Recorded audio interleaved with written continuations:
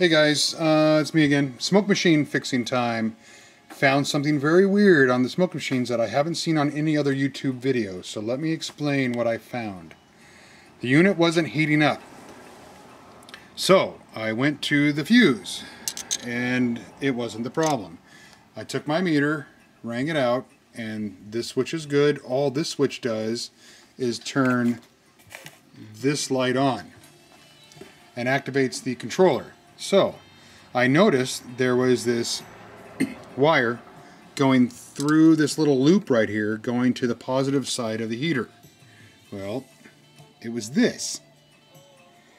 Now, looking at this, I was thinking, what the heck could this thing be? So I did a little research and I found out it was this. So this is the website of the company. It's a thermal switch. Well, they call it a thermal fuse, but it's a thermal switch. When this thing gets too hot, it pops out.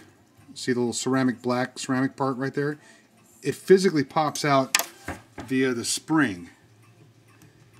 And you have to push it back in until it clicks to reset it.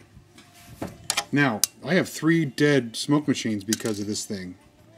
And mainly they were given to me because they wouldn't work anymore and no one could figure out how to make them work. Well, I think I just found it. So anyways, this was wide open when I pulled it out, and I cut it because I was an idiot. I was thinking that this needed to be replaced. So I'll reattach it, no big deal. This has got the lug on the end of it.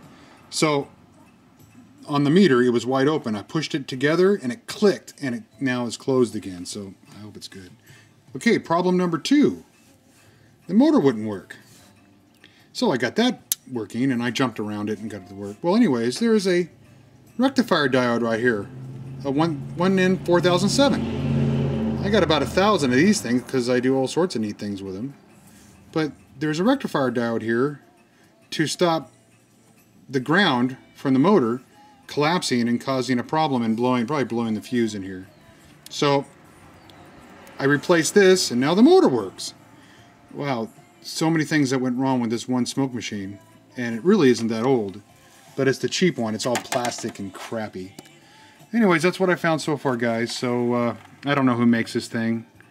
It was cheeseball, but I found it. It was given to me, and I just fixed it. So thanks, guys.